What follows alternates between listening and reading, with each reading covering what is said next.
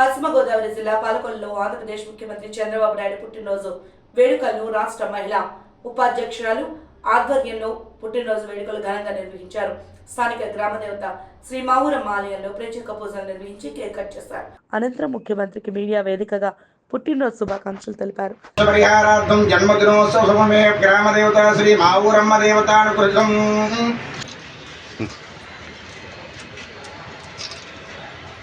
చంద్రబాబు నాయుడు గారి నాయకత్వం, చంద్రబాబు నాయుడు గారి నాయకత్వం.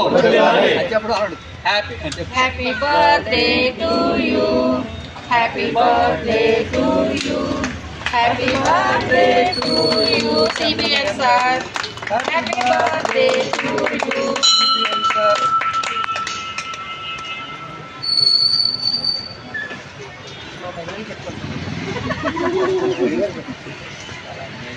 ఇది నా పుట్టినరోజు కాదు.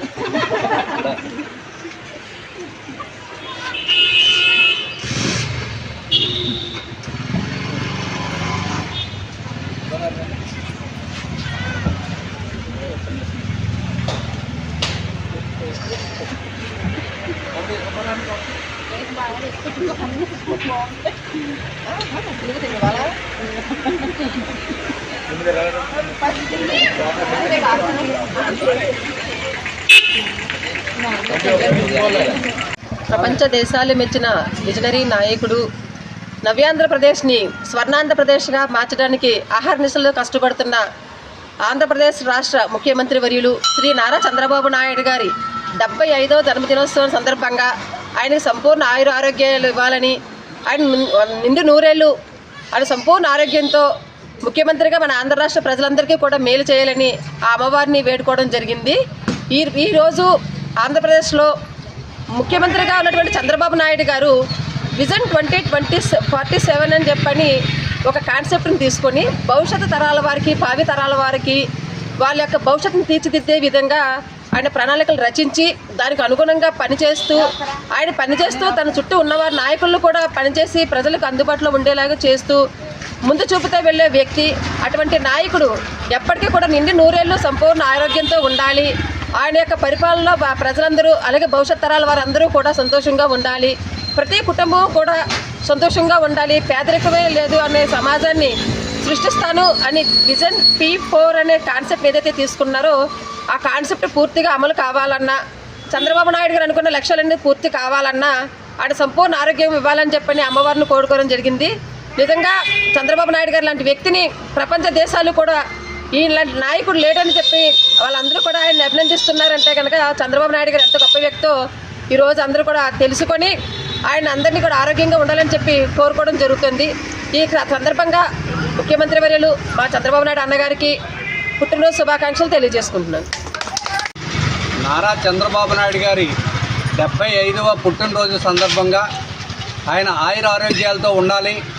మరి యొక్క ఆంధ్రప్రదేశ్ యొక్క భవిష్యత్తుని పునర్నిర్మించాలి.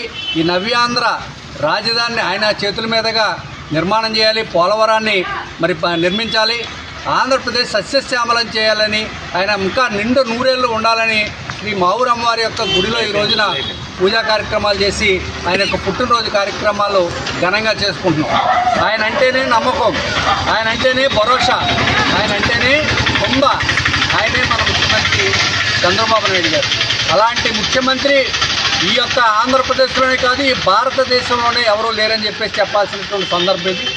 మరి ఇవాళ ఒక నభూతో నభవిష్యత్ అన్నట్టుగా మరి నవ్యాంధ్రని తీర్చిదిద్దాలనే దృఢ సంకల్పంతో కేంద్ర ప్రభుత్వం దగ్గర నుంచి అన్ని సంస్థల్ని ప్రపంచ బ్యాంకుతో సహా అందరినీ ఒప్పించి ప్రపంచ దిగ్గజాలైనటువంటి మరి కార్పొరేట్ సంస్థల్ని మరి ఆంధ్రప్రదేశ్కు తీసుకురావడం కోసం కృషి చేస్తున్నందుకు ఆయనకి భగవంతుడు మంచి ఆరోగ్యాన్ని ఇచ్చి ఈ ఆంధ్రప్రదేశ్ ప్రజల యొక్క జీవితాలను బాగు చేసేటటువంటి ఆయనకు అవకాశం ఇవ్వాలని చెప్పేసి సందర్భంగా కోరుకుంటూ మరి చంద్రబాబు నాయుడు గారు మరిన్ని పుట్టినరోజులు మరింత ఘనంగా జరుపుకొని మనందరికీ ఆనందాన్ని పంచాలని చెప్పి కోరుకుంటూ సెలవు తీసుకుంటాం.